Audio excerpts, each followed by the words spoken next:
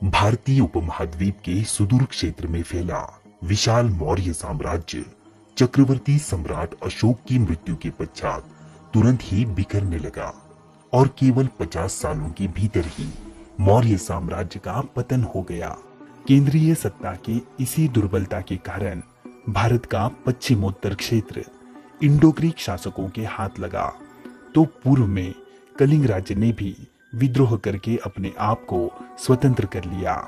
इसी समय कलिंग राज्य के पश्चिम में स्थित दक्कन क्षेत्र में भी एक नए राजवंश का उदय हुआ, जिसने आगे चल के समूचे दक्षिण मध्य भारत पर अपना वर्चस्व बना लिया।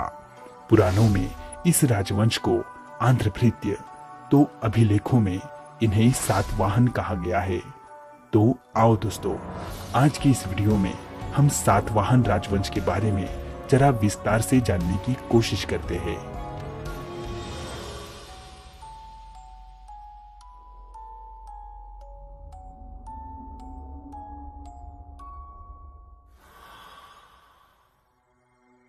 दोस्तों, सातवाहन वंश का प्रारंभिक इतिहास तथा उनके कार्यकाल के बारे में भारतीय इतिहासकारों के बीच काफी मतभेद है। वायु पुराण, विष्णु पुराण और भागवत आदि पुराणों में सातवाहन राजाओं का वर्णन आंध्रभृत्य अर्थात आंध्र का सेवक इस नाम से किया गया है। इसलिए कुछ इतिहासकार इन्हें आंध्र सातवाहन इस नाम से भी पुकारते हैं।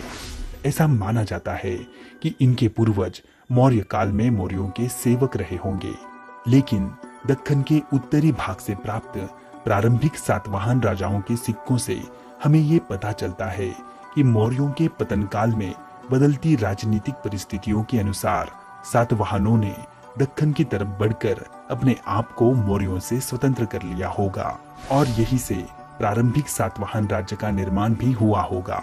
यहाँ का प्रतिष्ठान अर्थात आज के महाराष्ट्र में स्थित पैठण सातवाहन राजाओं की राजधानी का स्थान हुआ करता था।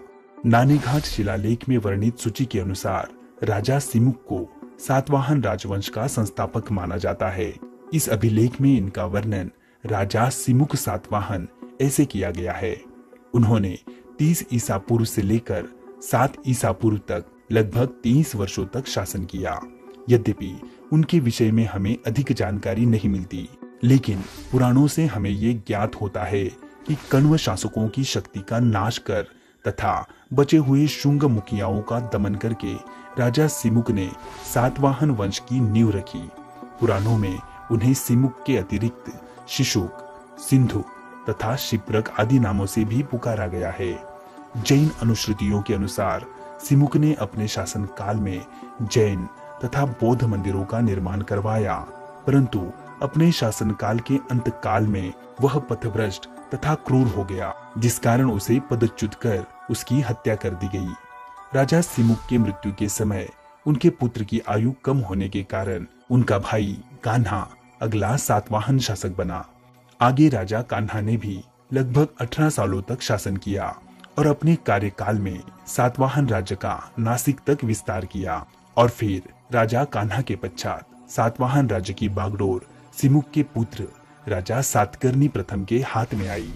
राजा सातकर्णी प्रथम सातवाहन वंश के वो महान शासक रहे जिन्होंने सातवाहन राज्य का दक्कन की चारों दिशाओं में विस्तार किया।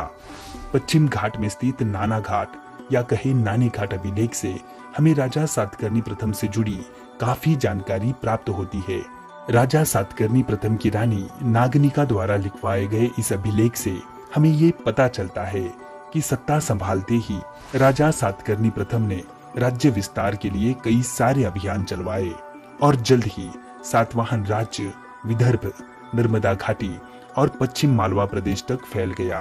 प्राकृत भाषा और ब्राह्मी लिपि में लिखे इस अभिलेख में रानी नागनिका लिखवाती है कि राजा सातकर्णी प्रथम ने अपने राज्य के विस्तार के लिए 2 अश्वमेघ यज्ञ और 1 राजसूय यज्ञ करवाया था और साथ ही साथ दक्षिणा पथपति तथा अप्रतिहत चक्र की उपाधि भी धारण कर ली थी।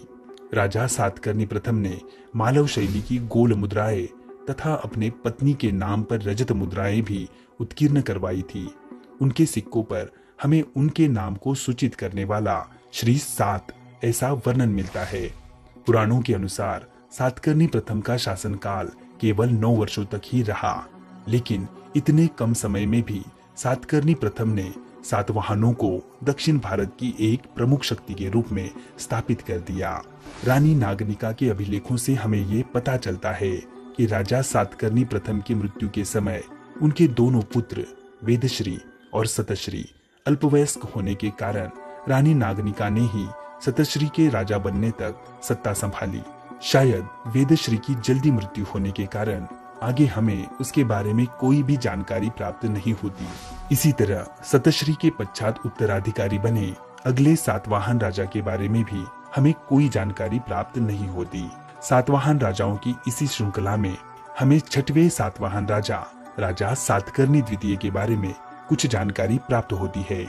हमें पता चलता है कि राजा सातकर्णी द्वितीय सभी सातवाहन राजाओं के इतिहास में सर्वाधिक समय के लिए सत्ता में रहे। उन्होंने लगभग 56 सालों तक शासन किया और अपने शासनकाल में सातवाहन राज्य का मालवा के पूर्वी भाग तक विस्तार किया। राजा सातवाहन द्वितीय की मृत्यु के पश्चात हमें सीधे 17वें सातवाहन राजा हाल के बारे में कुछ जानकारी प्राप्त हो जाती है। राजा हाल, जो कि स्वयं एक कवि तथा कवियों एवं विद्वानों के आश्रयदाता थे, उन्होंने प्राकृत भाषा में गाथा सप्तशती नामक एक मुक्तक काव्य की रचना की थी। उनकी राज्यसभा में बृहत कथा के रचयिता गुणाढ्य तथा कातंत्र नामक संस्कृत व्याकरण के लेखक सर्ववर्मन निवास करते थे। इसके अलावा राजा हाल के बारे में भी हमें विशेष जानकारी प्राप्त नहीं होती। केवल इतना सुनिश्चित हो जाता है कि राजा हाल के कार्यकाल तक सातवाहन राजाओं का इतिहास निरंतर विस्तार और समृद्धि से भरा रहा था, लेकिन पहली शताब्दी ईसा के मध्य से सातवाहन राजाओं का शकों से टकराव प्रारंभ हुआ और इसकी वजह बना पश्चिमोत्तर भारत में फैल रहा कुषाण साम्राज्य। कुषाण, जो पश्चिमोत्तर भारत से गंगा यमुना दोआब तक बढ़ रहे थे, उन्होंने यहाँ पर पहले से स्थापित शकों को दक्षिण की तरफ खदेड़ा, जिस कारण शकों ने सातवाहनों की भूमि पर अतिक्रमण करना प्रारंभ कर दिया। शकों का ये आक्रमण धीरे धीरे इतना प्रभावी बना कि सातवाहनों को मजबूरन पीछे हटना पड़ा। इस क्षेत्र में शकों की बढ़ती ताकत के साथ साथ ही सातवाहनों की शक्ति क्षीण होती गई और फिर सातवाहनों का राज्य अपने मध्य में सिमटता चला गया और एक समय ऐसा आया कि मानो सातवाहनों की सत्ता का अंत हो गया हो। लेकिन यहीं पर सातवाहनों की कहानी का अंत नहीं होता। इस संघर्ष से भरे काल के पश्चात सातवाहनों के अगले शासक फिर से अपनी शक्तियों को केंद्रित करके शकों से अपनी भूमि को पुनर्प्राप्त करते हैं और अपने गौरवशाली अतीत की पुनर्स्थापना करते हैं, जिसकी कहानी को हम अगले वीडियो में विस्तार से जानने की कोशिश करेंगे। तो दोस्तों, आपको ये जानकारी कैसी लगी? आप हमें कमेंट में जरूर बताइए। वीडियो को लाइक करके अपने दोस्तों में शेयर कीजिए और चैनल को सब्सक्राइब करके बेल आइकन को ऑल नोटिफिकेशंस पर सेट कीजिए ताकि हमारे अगली वीडियो की नोटिफिकेशंस आपको तुरंत प्राप्त हो। तो चलो दोस्तों, मिलते हैं अगली किसी वीडियो में। तब तक के लिए आप अपना ख्याल रखना। जय हिंद।